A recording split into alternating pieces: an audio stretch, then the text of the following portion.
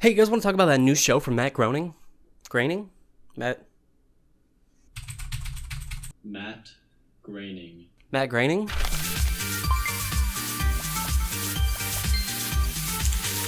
Disenchantement is the latest show from Matt Groening, creator of such shows as Futurama and The Simpsons. You may have heard of them. They're only like the biggest shows ever of all time. And you could probably also tell just by peeping it with your eye holes. It kind of has that signature style. Just like me. It's got the classic Matt Groening look, and of course the classic Matt Groening humor. But is that really a good thing still, or has Matt Groening gone the way of George Lucas, as to say, over the hill? I don't know. Let's talk about it.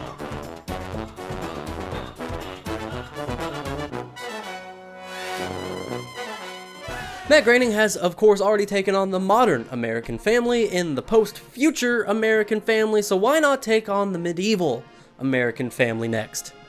Seemed like the only logical place left to go. The show features three main characters under the names of Bean, a princess, Lucy, an actual demon, and Elfo, an elf. Oh, should have seen that one coming. Our three main characters are a little on the flat side, and not just in the literal sense because they're cartoons, but in the character dynamic sense, in as they have flat, basic personalities, but this isn't totally out of the realm for Matt Groening. Most of his characters start off as a basic conglomeration of some stereotypes, and then slowly develop as time goes on.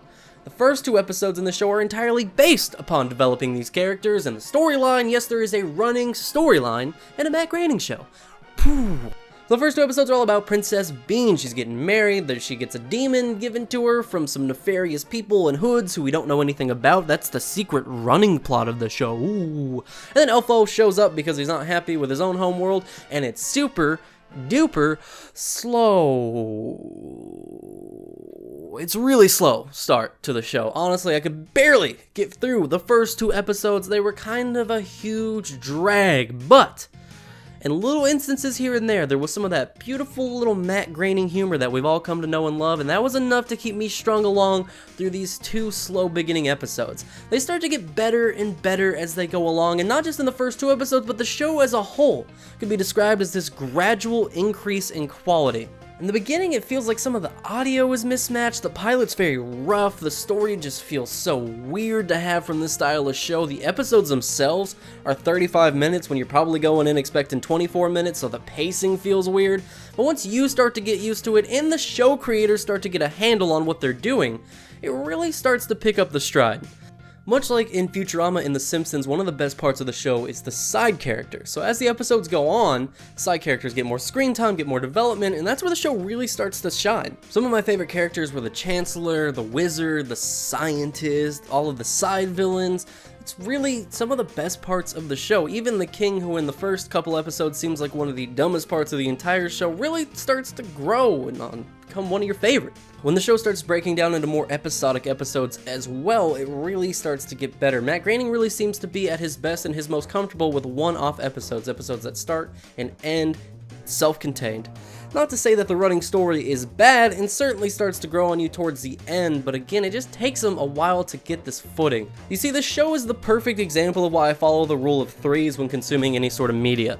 If you're watching a TV show, I always give it 3 episodes to get good. You get a movie, you get 3 scenes, and video games I usually give about 3 hours. This is a show that just barely scraped in under that 3rd episode mark to keep me watching. And I'm really glad I did. Basically, if I had to break down my rating of each individual episode, it would make this kind of parabolic curve straight up, where the last few episodes are really starting to hit some high notes.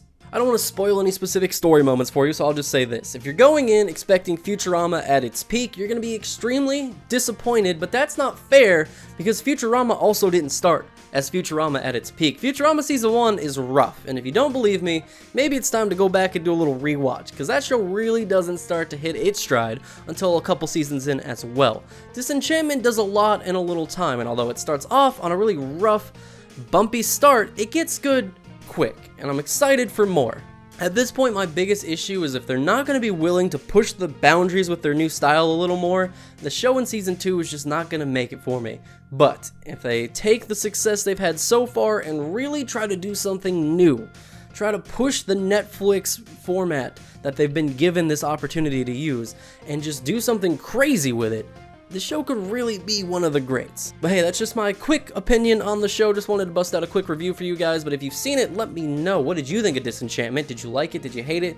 Are you only in it because it has 2 Futurama cameos? Let me know down below in the comments, as well as leave it a like, subscribe if you're new here, and I'm gonna go walk into the corner of my room and stand there and pretend like I went somewhere.